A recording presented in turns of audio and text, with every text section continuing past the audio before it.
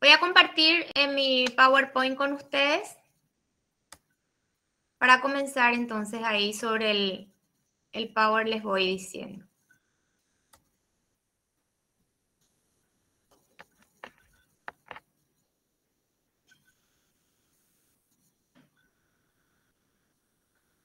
Demasiado poco, ya se conectan, están conmigo 29.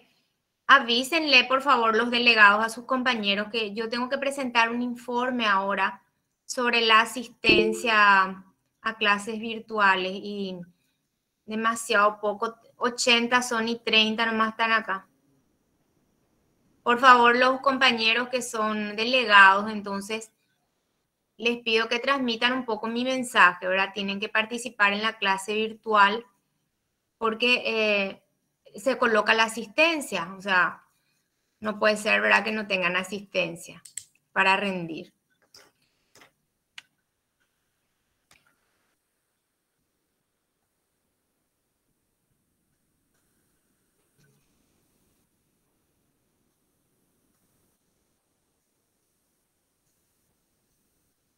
Un ratito.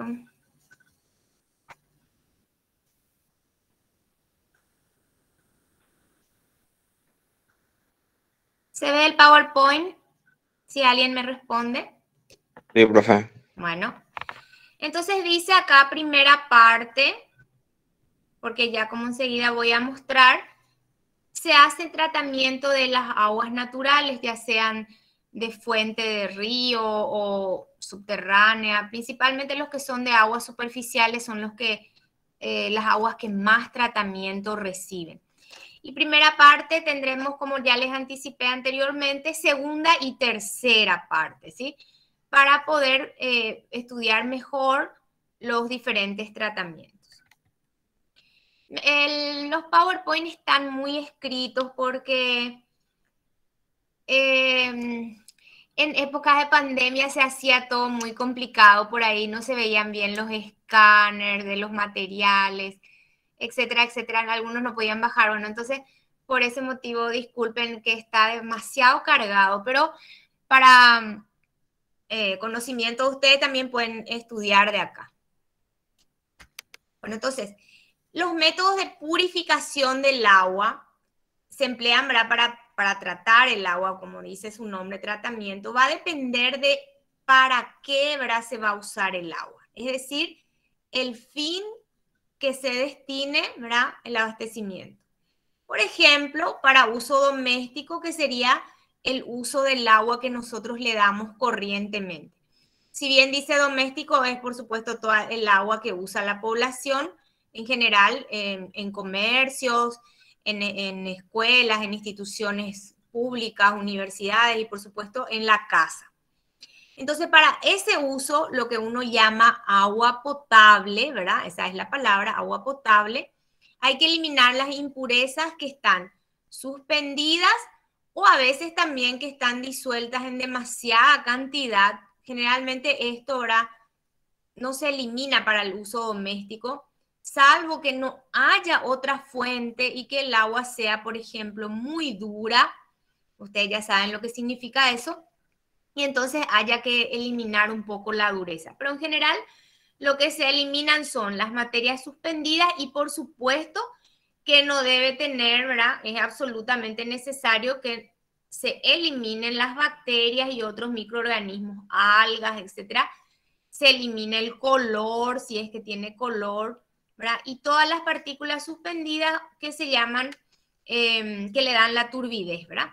Partículas dispersas. Entonces, todo esto nos va a dar la seguridad, ¿verdad? Para que el agua no nos va a hacer mal y le va a dar el bienestar al consumidor. Es tan importante toda esta parte que son requerimientos para cualquier proveedor de agua, ya sea de la fuente que sea, que tiene que cumplir estos requisitos por ley, ¿verdad? Porque, por supuesto, va a ir destinado al uso de la población. Si bien hay mucha población que todavía no accede, ¿verdad?, al agua potable, ¿verdad? Sí, me disculpan un segundito, chicos, por favor. Voy a atender una llamada de mi de mi papá. Me disculpo.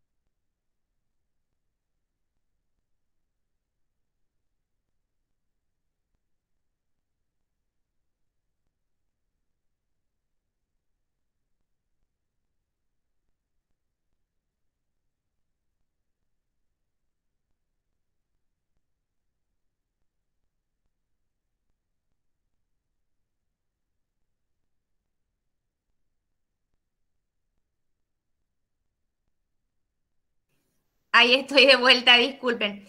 Lo que pasa es que papá es una persona mayor, no se puede acostar solo. Y justo mi hermano tuvo un problema con su vehículo, no sé qué le pasó y entonces está esperando. ¿Quién me va a venir a acostar? Pobre. Disculpen, por favor. Vuelvo con mi presentación entonces.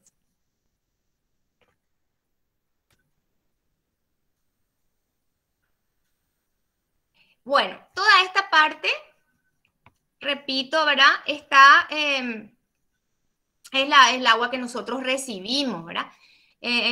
Probablemente ni sabemos cómo se trata, pero ahora ya vamos a saber todito. Bueno, después está el agua que se destina al uso industrial. Por ejemplo, en el caso de industrias alimenticias, generalmente tienen los mismos requerimientos que el agua de uso doméstico, o sea, tiene que ser potable, el pH, la cantidad de sales deben estar dentro de los límites recomendados por las normas, etc. Hasta acá todavía no hay mucho inconveniente. Después está el agua que tiene que ser químicamente pura. Esto sí, ¿verdad? Ya está más complicado para obtener. Hay que hacer otros procedimientos que vamos a estudiar, como dice acá, en la segunda parte de nuestro programa de agua, en nuestra unidad de agua, ¿sí? Entonces, este tipo de agua que se destina a la industria farmacéutica o a la industria o a la medicina, tiene que tener, aparte de no tener bacterias ni virus, etcétera, tiene que tener lo que se llama la calidad química. Y acá entra, por ejemplo, lo que todos conocemos, el agua destilada. Acá entra, ¿sí? También. Serían para laboratorios químicos también, ¿verdad? Agua sin sales. Y luego el agua que se destina a generadores de vapor merece otro tipo de tratamiento, ¿verdad? Ya sea dentro del mismo generador que se llama tratamiento interno o antes de ingresar al generador que se llama tratamiento externo y que vamos a estudiar en la tercera parte. Entonces, esta primera diapositiva es muy importante para ubicarnos en el desarrollo posterior de estos temas. Como ustedes saben, me pueden interrumpir en cualquier momento. Si mi papá también me interrumpe, ¿verdad? Ustedes me pueden interrumpir. Bueno, vamos a una introducción. ¿Por qué tenemos que separar las impurezas y qué impurezas hay en el agua para separar? Podemos tener material en suspensión. Esta palabrita, ¿hay comprensión sobre esta palabrita en suspensión? ¿O alguien no entiende bien?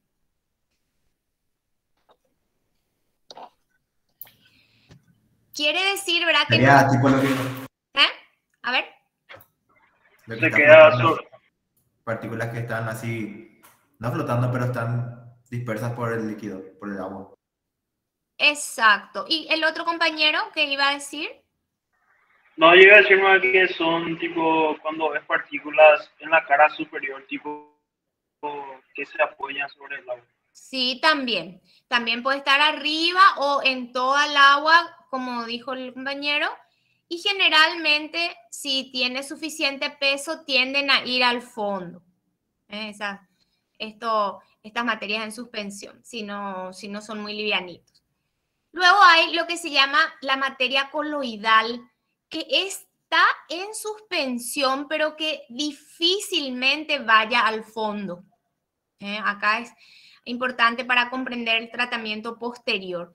La materia coloidal está compuesta por sólidos generalmente cargados eléctricamente, entonces están repeliéndose todo el tiempo y no llegan nunca al fondo. Esto es difícil de eliminar. ¿Verdad? O también las impurezas pueden estar como materia en solución, o sea, disueltas, ¿verdad? Disueltas como estaría una sal formando, ¿verdad? Una salmuera. Y si bien para el agua potable nosotros no le consideramos precisamente una impureza a ese tipo de sales, sí, por ejemplo, para la medicina o la industria farmacéutica o la química, ¿verdad? Donde se necesita agua pura. Entonces sí, esas sales son impurezas, ¿cierto? Las partículas en suspensión, ¿verdad? Estas que ustedes me explicaron muy bien, de tamaño importante, es decir, que tienen cierto peso, pueden sedimentar, ¿verdad? Por su propio peso, o sea, pueden ir al fondo. Precipitar también se dice. Y las partículas coloidales, que son sólidos muy, muy finitos, donde también se encuentran incluidas las bacterias y eso, los virus, las pequeñas algas, etcétera, no van al fondo solas esas partículas, sino que requieren algún tratamiento físico-químico preliminar, ¿verdad? Que lo que va a hacer es anular sus cargas de tal manera que dejen de repelerse y entonces caigan, a pesar de que son finos y son livianitos, ¿verdad? Puedan ir al fondo. Las moléculas o iones en solución, que sería esta parte, la materia en solución, ¿no es cierto? Se tiene que, para ello, para eliminar, se tiene que aplicar una metodología como por ejemplo intercambio iónico, separación por precipitación, destilación, que es lo que todos conocemos, u otros métodos más específicos que vamos a dar en la segunda parte.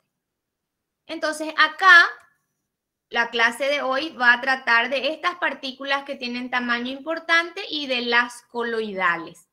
Y de las moléculas o iones disueltas, entonces vamos a hablar en la clase siguiente, después de la Semana Santa. Seguro que miércoles santo no va a haber clase. Me estoy anticipando, pero la verdad que todavía no nos comunicaron, pero creería que no. Bueno, entonces la primera etapa en el tratamiento se llama clarificación. Clarificar, como su nombre lo dice, sacarle turbidez, sacarle color, si es que tienen las aguas, por ejemplo, del río, ¿verdad? Tienen turbidez, tienen color, entonces eso hay que ir eliminando. Por ejemplo, el hierro y el manganeso son solubles en agua en realidad, ¿verdad?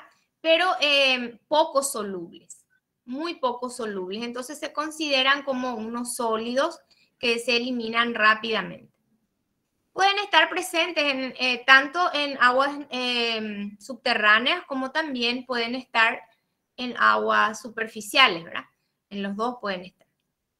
Y estos dos elementos, hierro y manganeso, le otorgan color al agua.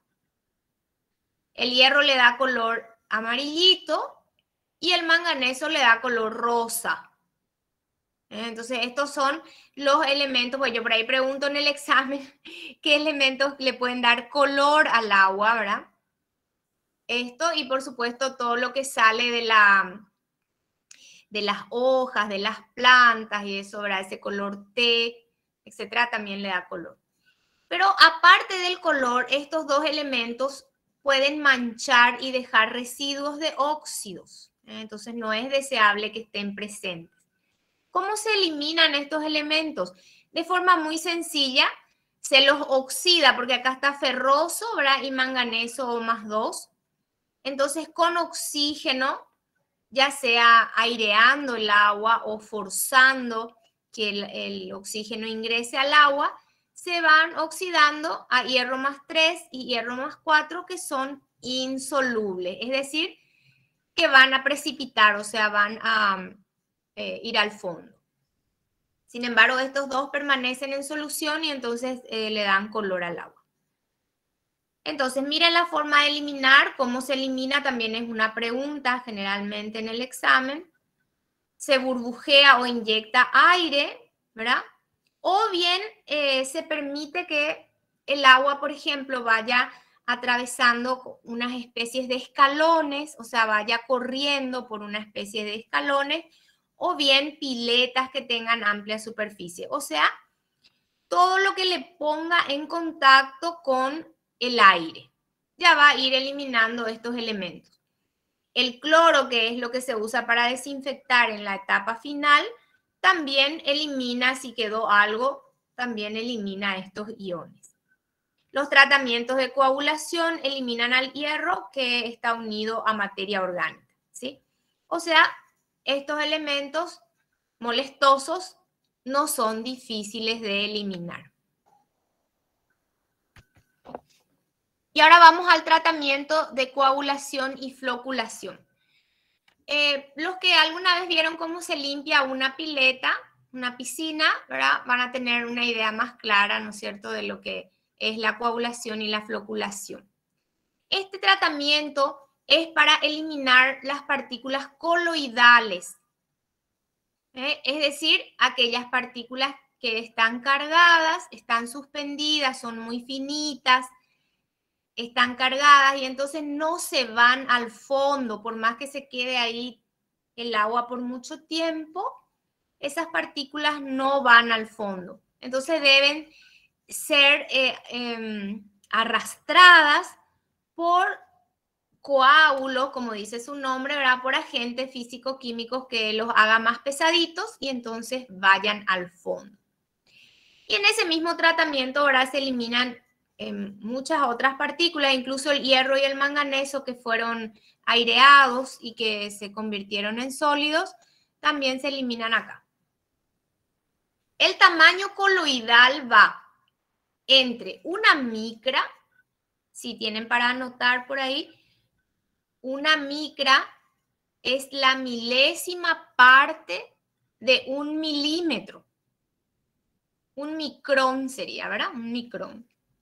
Milésima parte de 1 milímetro, o sea, ustedes tienen una regla que está dividida generalmente en centímetros y los centímetros en milímetros, ¿verdad? 1 centímetro, 10 milímetros. Si ustedes toman una unidad ahí de esos milímetros y le hacen 1000 rayas, la milésima parte, ¿verdad? O sea, una parte otra vez, viene a ser el micrón. 1 por 10 a la menos 3 centímetros sería. Bueno, en estos tamaños influyen las cargas eléctricas y las propiedades superficiales, es decir, ¿qué tiene esa partícula tan pequeña en su superficie? Si se asocia con otras partículas, si repele otras partículas, etc. Presentan cargas electrostáticas, entonces esas cargas generan repulsiones. Una partícula coloidal repele a otra partícula coloidal y entonces están ahí flotando. Como que un globo se está por caer y le pegamos, sube otra vez, ¿verdad? Le pegamos así, ¿verdad? Acá, todas las partículas entre sí están todo el tiempo generando repulsiones y entonces eso impide que vayan al fondo. Casi todas las partículas coloidales suelen tener carga negativa. Entonces, como todas tienen negativa o todas tienen positiva, puede ser también, están generando repulsiones todo el tiempo. Lo más común es que sean de carga negativa. ¿Cómo se precipita entonces un coloide? Si es que están así toda la hora y no pueden ir al fondo, lo que se hace es agregar una sustancia química que neutralice esa carga, esta carga superficial que tiene, le neutralice porque tiene carga opuesta. Por ejemplo, si la partícula coloidal es negativa, el agente coagulante, que ya vamos a ver cuáles son, debe tener carga positiva en suficiente cantidad, más 2, más 3, por ejemplo. Como dice acá, mejor si son bi o trivalentes, es decir, más 2, más 3. Entonces se anula la carga de esas partículas y por lo tanto pueden dejar de generar repulsiones y pueden ir al fondo. A veces no son lo suficientemente pesadas para que vayan al fondo rápidamente y entonces tiene que agregarse otro agente a lo que le llamamos floculantes. Por eso están juntos acá, coagulación y floculación. Otra vez seguimos. Fíjense un poquito los agentes que se pueden usar. Ahora hay un cuadrito, ¿verdad? Donde está el resumido cuántos agentes hay más o menos de uso corriente. Este es el más común, incluso se suele comprar para limpiar la piscina, ¿verdad? Sulfato de aluminio. Sulfato ferroso también se suele comprar. Y es un electrolito donde el aluminio de carga más 3 es la que va a ligarse a los coloides de carga negativa y va a neutralizar esa carga. Y el anión sulfato, que es la otra parte de la sal sulfato de aluminio, que está acá, estoy mostrando su fórmula, va a unirse a los coloides positivos si es que hay.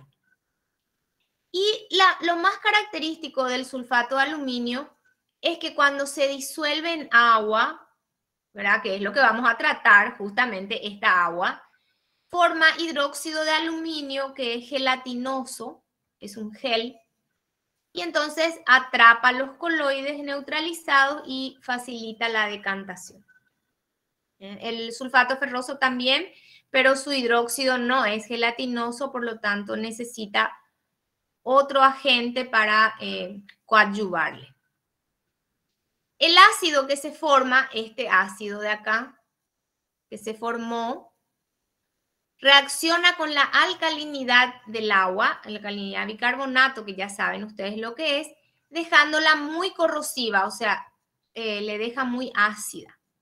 Y entonces el pH del agua tratada disminuye mucho y tiene que corregirse con el agregado de cal, que es lo que se hace justamente en la ESAP o en los lugares donde se hace el tratamiento de agua. Se agrega, hablamos con un grupo de eso en el laboratorio la semana pasada. ¿Por qué? Repito, se agrega el sulfato de aluminio, reacciona con el agua, forma el hidróxido, atrapa los coloides. Acá no se ven los coloides en esta reacción, ¿verdad? Porque atrapa, acá dice, ¿sí? Pero como producto secundario se forma ácido sulfúrico y ese ácido sulfúrico reacciona con la alcalinidad del agua y por lo tanto la deja muy, muy corrosiva. ¿Sí? Entonces el pH tiene que corregirse.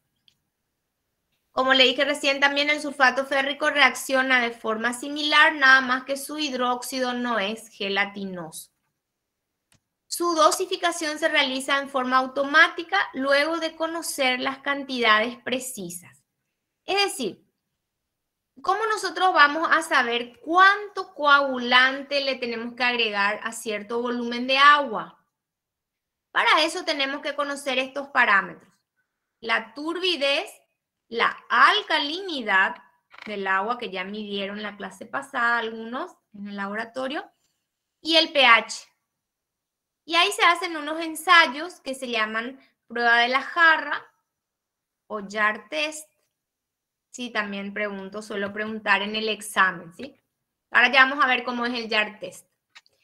Una vez que las partículas coloidales fueron neutralizadas por el agente coagulante, todavía pueden ser muy pequeñas o livianas y entonces se tiene que agregar otro químico que es un polielectrolito. ¿Eso qué quiere decir? Que ese químico tiene muchas cargas, polielectrolito. Y entonces permite atrapar varios polímeros neutralizados en su molécula y forma algo más pesado. Polímeros de moléculas de alto peso molecular, solubles en agua, forman múltiples cargas capaces de actuar de puentes entre las partículas coaguladas. Ahora vamos a ver una imagen para que se entienda mejor. Y cuando se hace la prueba de las jarras, el floculante también se incluye. O sea, se pone el coagulante y el floculante. Bueno, acá tenemos una representación de lo que ocurre con las partículas coloidales. Estas serían las partículas coloidales, carga negativa tienen todas. Están suspendidas, se repelen, no se van al fondo, ¿sí? Entonces acá se le agrega el coagulante, se mezcla por supuesto con el agua y acá le tenemos al coagulante neutralizando estas cargas negativas y entonces produce lo que se llama la coagulación. Luego, o al mismo tiempo generalmente, se le agrega el floculante. Es opcional, pero muchas veces es necesario si queremos que sea más rápido el tratamiento. Moléculas grandes, polímeros de alto peso molecular, se agita suavemente para que no se rompan estos coágulos, por eso dice agitación suave, ¿sí? Y miren un poquito cómo lo que hacen los polímeros, estos floculantes, es como ligar entre sí a varios coágulos. Entrelaza, sería la palabra, ¿verdad? Forma como entrelazados entre estas partículas y entonces forma algo mucho más grande, más pesado, que va a sedimentar rápidamente. Este sería entonces el esquema de lo que ocurre con los coloides. Acá tenemos un cuadro. Estos tienen en el material que voy a colgar en el Classroom. Fíjense los coagulantes que se usan normalmente. Sulfato de aluminio es uno de los más comunes. Férrico, sulfato tiene que ser acá, no sulato. Sulfato ferroso, cloruro férrico. Cal también, la cal también se puede usar no solo para corregir el pH, sino en forma casera se puede usar la cal. Policloruro de aluminio, poliaminas, etc. Entonces los más comunes, lo que más se usa es el sulfato de aluminio, sulfato cúprico también a veces se usa, es más caro nomás. Y acá tenemos las dosis en agua potable, es decir, agua que no está tan contaminada, y en agua residual, es decir, aguas que ya se usaron y que por lo tanto están muy contaminadas. Estas dosis en partes por millón en realidad se calculan con la prueba de la jarra que ya vamos a ver enseguida. Y los floculantes más comunes que se utilizan, polielectrolitos catiónicos, generalmente son sustancias orgánicas. Incluso almidón, el almidón se puede usar como polielectrolito, almidón modificado. Sílice, acá están los naturales que les digo, almidones, taninos, alginatos, etc. Poliacrilamidas, o sea, estas moléculas grandes que lo que van a hacer es ligar a los coágulos entre sí. Acá está la prueba de la jarra. Les dejo un enlace también para que puedan mirar cómo se hace la prueba de la jarra. Muy interesante es. Estos son agitadores, ¿sí? Y estas son cada una de las muestras de la misma agua que se va a tratar. Pero acá en los vasos o jarras se ponen diferentes dosis del coagulante. Diferentes dosis, es decir, esto que dice acá, la dosificación, se le va poniendo de tal manera a ver, luego se agita, ¿verdad? Y se observa cuál jarra o cuál vaso es donde precipitó completamente. Ven, acá ya se ve perfectamente los coágulos, ¿sí? Que van a ir al fondo. Luego se analiza si quedó bien límpida el agua o no. Si no quedó, si tiene todavía turbidez, quiere decir que necesita más cantidad de coagulante. ¿Comprendido para qué sirve el Jar test? Pregunta de examen. Entonces, altamente recomendado, porque no quiero usar la palabra obligatorio para la universidad, porque no me gusta. Altamente recomendado que miren este video sumamente cortito. Bueno, ahora, acá se formó un sólido y acá tenemos el líquido. Estos sólidos tenemos que separar, ¿no es cierto? Hay que eliminar para que nos quede el agua limpita. Entonces ahora vamos a ver cómo se separan. Una vez que se formaron los flóculos, vuelvo, serían estos. Flóculos serían los coágulos floculados. Es decir, los coágulos floculados, ¿verdad? O sea, los que han sido otra vez atrapados por estas sustancias denominadas floculantes. Tienen que separarse entonces de esos flóculos, ¿verdad? La decantación, es decir, dejar que vayan al fondo, ya sea solo o de alguna manera acelerando, es más eficiente cuanto más pesadas y grandes sean las partículas formadas. Y ahora entonces vamos a ver qué tipo de decantadores hay. Nada más nombrando y dando algunas características, en el material hay para leer y hay unas preguntas también que les voy a alzar al respecto. Algunos se llaman libres, que pueden ser circulares, rectangulares, pero necesitan un sistema de recogida de esos flóculos que se fueron al fondo. O sea, son como tanques, ¿no es cierto?, donde se deja reposar esa agua tratada y luego hay que recoger los fangos. O sea, fango sería el barro o los coloides precipitados. Y el agua límpida sale por arriba.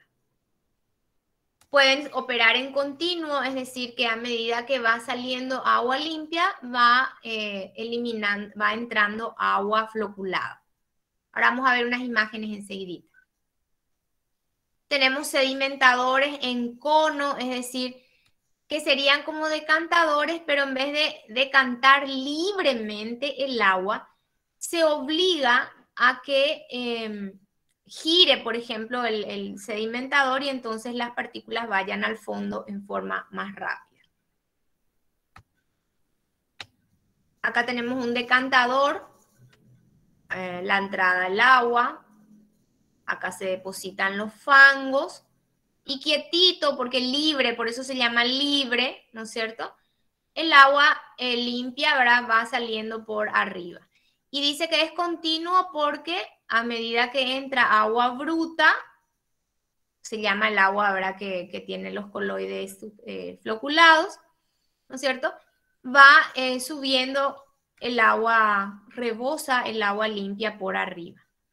Y los fangos, o sea, todo lo que se fue al fondo, el barro, tiene que ir eliminándose constantemente por vaciado.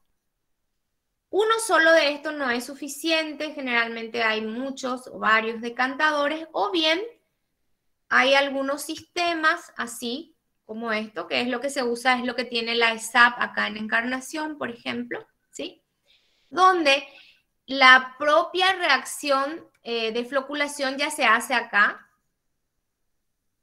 Coagulación, floculación en el centro. Esto sería un corte, ¿verdad? Y los fangos, ¿verdad?, se van depositando en el fondo y el agua limpia va fluyendo por arriba.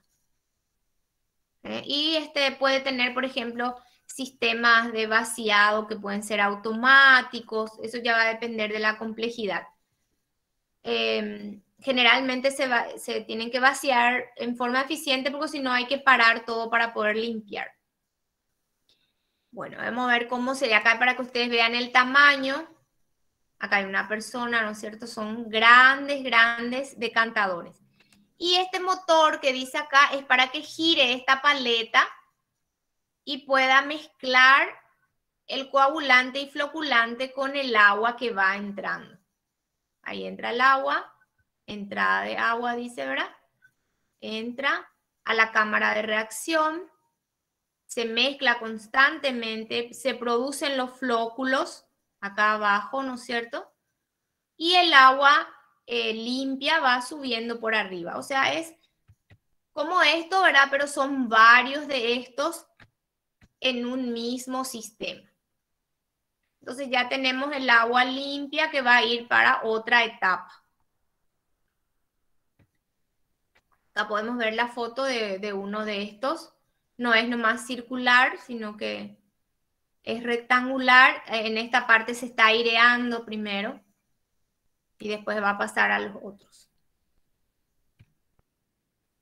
Este es otro tipo de decantador que se llama lamelar, porque el agua va a ir pasando por láminas, los sólidos se van a ir reteniendo, ¿no es cierto?, de alguna manera para eliminar. Y estos son muy pequeños, no se usan para tratamiento de grandes volúmenes, pero sí para volúmenes pequeños de agua. Este es el que da la vuelta, gira, para que los sólidos por la fuerza centrífuga choquen contra las paredes de estos hidrociclones, se llaman, y entonces vayan al fondo más rápidamente y el agua limpia pueda salir. Estos aceleran, ¿verdad?, la velocidad, pero generalmente son pequeños. Ahora vamos a ver uno por acá. Hasta la entrada, adentro gira, el agua limpia sale por arriba y los lodos se depositan acá abajo. Hidrociclones se llaman. Acá podemos ver a las personas eliminando el lodo depositado. Y hay posibilidades de conectar en serie varios hidrociclones para tener más cantidad de producción. Los filtros, también muy usados, se usan en la ESAP también. Luego de la decantación pasan a los filtros, generalmente de arena, ¿sí? Los filtros son de arena o grava o arena. Entra, ¿no es cierto?, el agua por el filtro, por la parte superior, pasa por todo este lecho de arena, que lo que va a hacer es retener las partículas, ¿sí? Y después, cuando pasan todo, van acá y salen como agua limpia. Puede ir a otro filtro y otro, ¿verdad? Puede haber varios filtros en serie. Entonces, a ver un poquito, tiene un sistema de abajo para arriba. O sea, entra acá, voy a repetir, va, acá hay una campana que impide la mezcla y ahí sube a través del filtro. Y en la arena se quedan las partículas atrapadas. Puede ser arena o puede ser grava. Tierra de diatomeas también, que estas son restos, conchas de animales marinos, pequeñas conchas que tienen agujeritos y entonces sirven para filtrar. Se denominan filtros de diatomeas. Pueden googlear sin problema. Los filtros pueden ser filtros que solito nomás funcionen o puede haber lo que se denomina filtros de presión, donde el agua es obligada a pasar por ese lecho de arena mediante presión y entonces se filtra más rápido. Acá tenemos unas fotitos, tenemos que tener, ven, los materiales filtrantes. Tierra de diatomeas, grava, piedritas, arena gruesa y arena más fina para poder eliminar las partículas más pequeñas. Ultrafiltros también. Estos ultrafiltros se venden también en forma comercial para poder instalar, esto es grande, ¿verdad? Pero el mismo sistema también puede venderse en un paquete que se instala en una canilla o a la salida de cuando baja del tanque, etcétera, para filtrar el agua que pudiera tener algunas partículas. Y finalmente, y acá vamos a dejar, cuando ya tenemos separados los coágulos que se formaron, vamos a desinfectar el agua y corregir el pH. Esa sería la última etapa en el tratamiento del agua, la desinfección, ¿sí? Entonces, una vez realizadas la clarificación por los procedimientos que se empleen, dependiendo de la planta potabilizadora, se va a corregir el pH con el agregado de cal y se va a agregar agentes desinfectantes como cloro gaseoso, es lo más común que se use, cloro gaseoso, o agentes que generen cloro, es decir, agentes clorógenos. Todos aquellos que pueden aportar cloro activo, como puede ser la lavandina. La lavandina o hipoclorito de calcio o de sodio puede utilizarse también como agente clorógeno. En la SAP de nuestra ciudad se utiliza cloro gaseoso. Se inyecta el cloro, ¿verdad?, en una proporción tal que cuando vaya a la casa de uno tenga todavía cloro residual. Entonces tenemos, por ejemplo, 0,1 a 0,5 miligramos por litro de cloro. Para lograr esto, se usa 1 gramo de cloro, ¿verdad?, para desinfectar 2.000 litros de agua clarificada. Por eso ya es la última etapa. Sí. Por eso el agua sale tipo un montón de burbujas, blanco y luego sale. Ese va por la cal, ese blanco. El cloro no tiene color en el agua. El cloro gaseoso tiene color verde. Verdecito es el gas cloro. Pero cuando la cantidad es muy pequeña, es muy poquitito, fíjense que 1 gramo de cloro en 2.000 litros.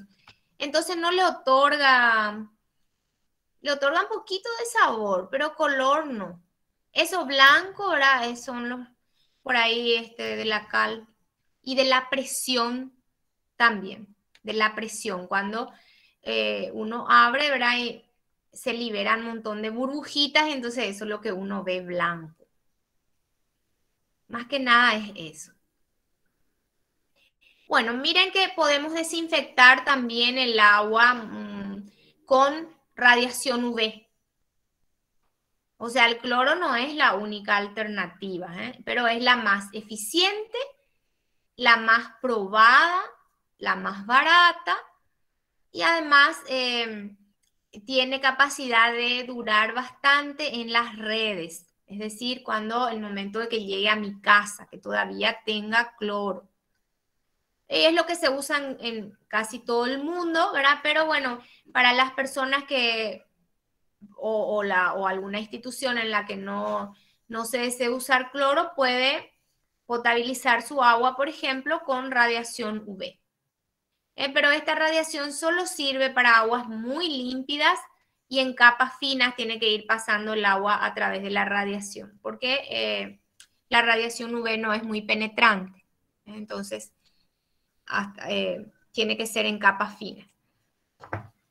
La norma paraguaya de aguas y la ley de distribución de aguas dice que es obligatoria que el agua esté clorada. Por más que sea agua de pozo profundo, tipo artesiano, ¿verdad?, que proveen las juntas de saneamiento, por ejemplo, en los barrios, esa agua tiene que estar clorada, es por ley. Así que todas las juntas tienen una bomba que inyecta cloro cuando sale del tanque y debería controlar la red en las casas más alejadas de su distribución para ver si todavía hay cloro residual en esas aguas. Eso se tiene que hacer obligatoriamente una vez al mes. Pero bien, gracias, no hacen, ¿verdad? Pero deberían hacer. Y acá también hay un enlace altamente recomendado, porque es o sea, hay muchísimos, ¿verdad? Pero este es uno de los que mejor explica y para que ustedes se den cuenta de la magnitud que implica tratar el agua de una fuente, por ejemplo, de un río, para que llegue a sus casas de una manera segura. Y esto es de la ciudad de Buenos Aires, o sea, imagínense una provisión. Buenos Aires debe tener unas cuantas plantas de tratamiento, pero esta es una de ellas, ¿verdad? Y si ustedes me prestaron atención, un chiqui, yo sé que cuesta, hasta yo ya me despresté atención. Entonces van a ver ustedes cómo explica todos esos procedimientos que les fui mostrando y finalmente cómo distribuyen incluso, ¿verdad? Un poquito largo es, pero vale la pena. No digo que lo miren hoy, pero en la semana sí o sí.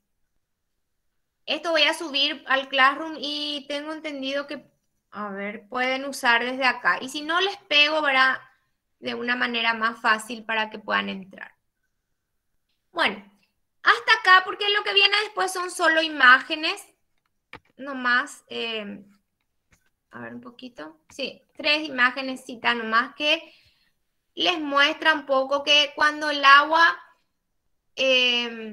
va a entrar a la planta de tratamiento, se tiene que hacer como un preliminar, digamos, eliminar preliminarmente sólidos grandes, que por ejemplo, basura, chicos, botellas, bolsitas, etcétera, se tienen que eliminar antes de la coagulación, porque imagínense si le están poniendo ya esos químicos para formar coagulitos, ir a los decantadores, ir a los filtros, etcétera, y no se eliminaron las grandes cosas primero. Entonces, miren acá, por ejemplo, tienen uno que se llama de rejas, donde acá ven, ups, mi batería, donde ustedes pueden ver cómo se va depositando partículas grandes. Basura generalmente. Ahí les muestro otro. Esto es filtro también, se llama filtro también, de rejas. Acá hay otro filtro autolimpiante, es decir, que estos rascadores limpian constantemente la basura que se va depositando acá, ¿sí? Y los va eliminando. Esto es, acá por ejemplo, cerca del colegio técnico, atrás, está la planta de tratamiento de aguas residuales, antes de eliminar al río, ¿verdad? Y ellos tienen estas mismas rejas de limpieza automática, igualitas. Tienen, creo que uno que tiene 3 rejas, 3 limpiadores, rascadores son estos. Bueno, y creo que uno más, esto también es, tiene un filtro metálico, son estos, no son de arena ni nada, va dando la vuelta y entonces el agua limpia entra acá adentro del filtro y la suciedad se queda pegada acá afuera. Y tiene un rascador también. Esto es un rascador que automáticamente, a medida que gira este tambor, esto va limpiando el filtro para facilitar la entrada de agua libre de estos sólidos grandes. Se ven como es de gravedad, se sumerge luego adentro del agua que está ingresando. Pero esto es, si es que el agua es muy, muy llena de sólidos. El agua del río Paraná que ingresa en la... Ahora voy a salir, entonces voy con ustedes acá. Les decía que el agua del río Paraná que ingresa... ¿Ustedes saben dónde está la planta de tratamiento acá? En Pacucuá. En Pacucuá, exactamente. Hay una que es antigua y luego hay unas instalaciones más nuevas, ya no son tan nuevas tampoco, que se habían instalado para los barrios. Los barrios de la ciudad de Encarnación, en realidad, la mayoría tiene agua de junta de saneamiento, es decir, la junta de saneamiento es una asociación de vecinos que consiguen apoyo de las gobernaciones, de la municipalidad, etcétera, que cavan pozos profundos y bueno, y eso distribuyen en la población. Pero están reguladas también por un ente que se llama ERSAN, Ente Regulador de los Servicios Sanitarios. O sea, que no solo agua potable, sino alcantarillado público. Esas juntas de saneamiento surgieron como una alternativa para que la mayoría de la población tenga agua potable, para que Paraguay pueda cumplir unos requisitos de hace 30 años atrás de los organismos internacionales, donde Paraguay se comprometió que para el 2015, que ya fue, la población, creo que el 90 o el 80% de la población paraguaya debía tener agua potable y alcantarillado público. Entonces empezaron a apurarse a ver cómo podían cumplir eso con los organismos internacionales para que después no le corten los créditos y todas esas cosas. Y bueno, y ahí surgieron las juntas de saneamiento. Igualmente, se cumplió con esos objetivos del milenio, eran, creo. La población tiene agua potable, pero alcantarillado público, nada. Imagínense, la capital del país no tiene planta de tratamiento de residuos cloacales, por ejemplo. ¿Qué ciudades tienen planta de tratamiento de residuos cloacales? A ver si saben. Ciudad del Este puede ser, profe. Más cerca. Más cerquita. Pedro Juan Caballero. No, nosotros, chicos.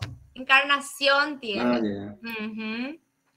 Sí, creo. Encarnación y Joenau. Imagínense, hace 15 años, más años que Encarnación, 20 años que Joenau tiene planta de tratamiento de aguas residuales.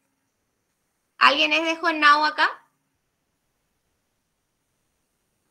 ¿No? Tiene que estar orgulloso de su comunidad, porque si Encarnación tiene planta de tratamiento es por la EBI, bueno, porque fuimos afectados también, ¿verdad? Nos merecemos, fuimos inundados, ¿verdad? Gran parte, 50% de toda nuestra ciudad. Entonces, nosotros, y creo que Joenau, y por ahí debe haber alguna otra ciudad que tenga, ¿verdad? Pero después el resto del país no trata sus residuos, ya sean cloacales o de agua de lluvia, de arrastre, nada de eso, sino que eso se va directamente a los cursos de agua, como por ejemplo las ciudades que se encuentran alrededor del lago de Pacaraí. O sea, para que tengan una idea por qué lo que ese pobre lago Angá no puede nunca recuperarse. ¿Cómo luego se va a recuperar si todas las ciudades aledañas, costeras, ¿verdad?, largan ahí sus residuos sin tratar? Sin tratar. Bueno, ese es el otro lado. Nosotros en realidad nuestro tema es el agua que va a ingresar, cómo se trata, ¿verdad? Ahora el que sale no está en mi programa de estudio. No está. Yo daba en el colegio técnico, pero no está en el programa de Química 2. ¿Qué hacer con las aguas residuales? Eso van a dar después seguramente en instalaciones sanitarias, alguna de esas materias de ciclos superiores, en ambas carreras, ¿sí? Bueno, chicos, les voy a dejar acá. Y me voy a la casa de mi papá, que está acá nomás. Y un poquito más tarde ya voy a empezar a subir este material y también un cuestionario para que ustedes marquen, no se entrega. El único trabajo que se entregaba ya se entregó todo. No me anden mandando más, por favor. Ya venció, revenció. ¿Sí? Y la semana que viene no tendremos clases seguramente. Así que... Profe. ¿Qué? Y la siguiente práctica sería con el grupo 1 ya entonces. Sí, mañana es el último. Sí, la siguiente práctica que sería el 19. Sí, después de Semana Santa. Es el grupo 1. Grupo 1 otra vez. ¿Y qué le tocaría? ¿Qué nos tocaría? El mismo material que ya tienen. Dice, vamos a hacer dureza. Dureza, dureza y cloruros creo que. O sea, la misma hojita esa de 6 páginas es la que van a usar. Bueno, chicos, les dejo. Por favor, miren los videos cuando suba el material en algún momento.